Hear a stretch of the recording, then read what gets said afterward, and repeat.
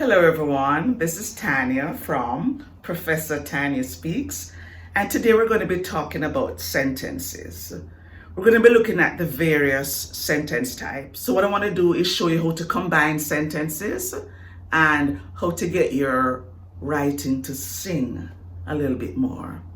Before we do, I'm just going to remind you to like, share, comment, and subscribe, and to turn on the notification bell so that you'll be the first to know whenever I release a new video. So let's talk about sentences and let's talk about combining them for a fuller, more dramatic, more yummy effect. Okay, so let's talk about sentence types. Now, when we say we want a variety of sentence types, what we're saying is we want more than simple sentences. And the truth is that most times people stick to simple sentences. And we know it's a simple sentence when there's just one main clause, subject and the predicate. And what you need to keep in mind is that whenever you have a series of simple sentences that follow each other, the effect is a choppy sound, that chopping sound. So even if you put together two, even if you have one simple sentence and then another simple sentence, you want to change it up by the time you get to the third sentence. So let's look at how we can combine sentences and get them to be more sophisticated. So this is a simple sentence. I visited Vancouver several times before migrating. Now, I can make that into a compound sentence by combining two simple sentences. And a compound sentence is really a combination of two simple sentences which are either joined by one of these words, which represents fanboys, F-A-N-B-O-Y-S. The F is for, the A is for and, the N is for nor. So fanboys, for and nor, but or yet so. And whenever you're joining two simple sentences and you put one of the fanboys words in the middle, you have to use a comma to separate the two simple sentences. So let's look at this example. I visited Vancouver many times before migrating. That's a simple sentence. The next simple sentence is, I didn't realize that it rained a lot in Vancouver. Very true. I didn't realize. Now, two simple sentences, I can join it by the word but.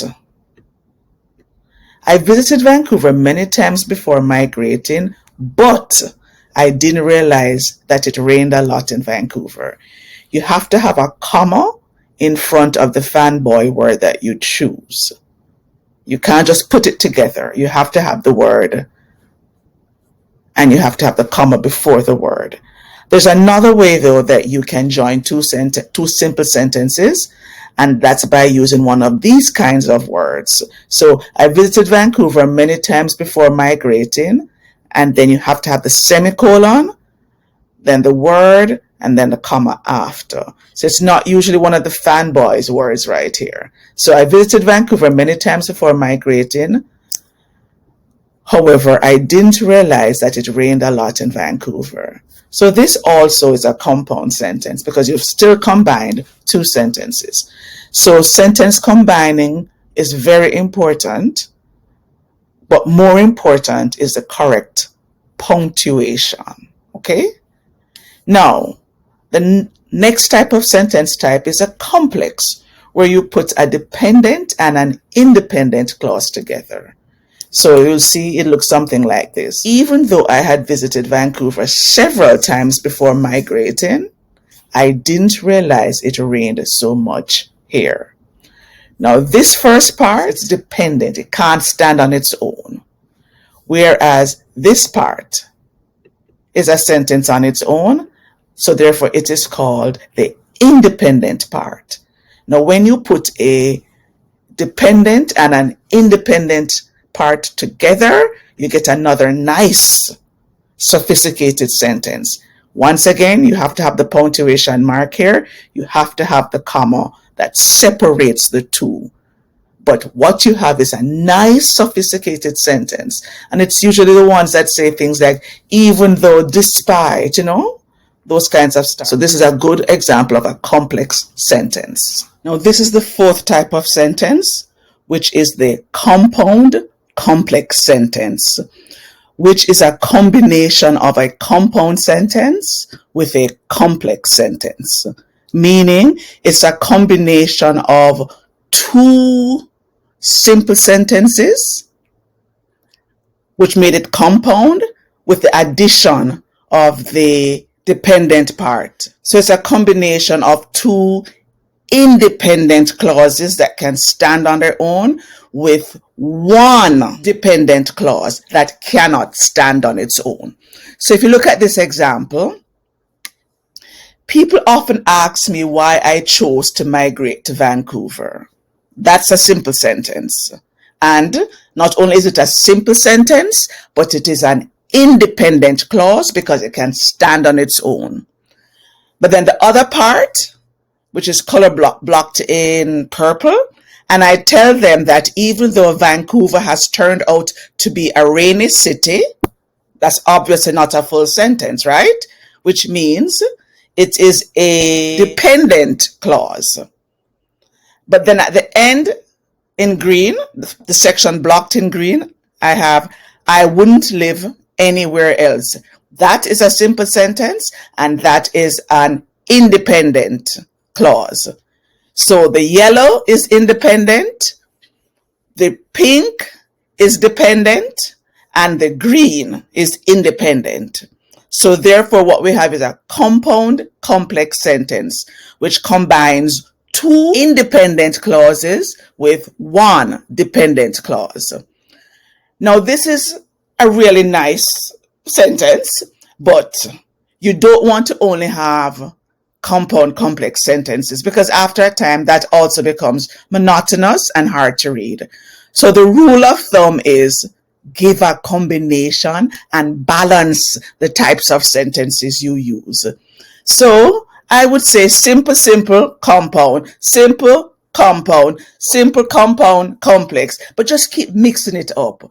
But what we don't want is only simple sentences, and unfortunately, that's what we tend to get a lot of.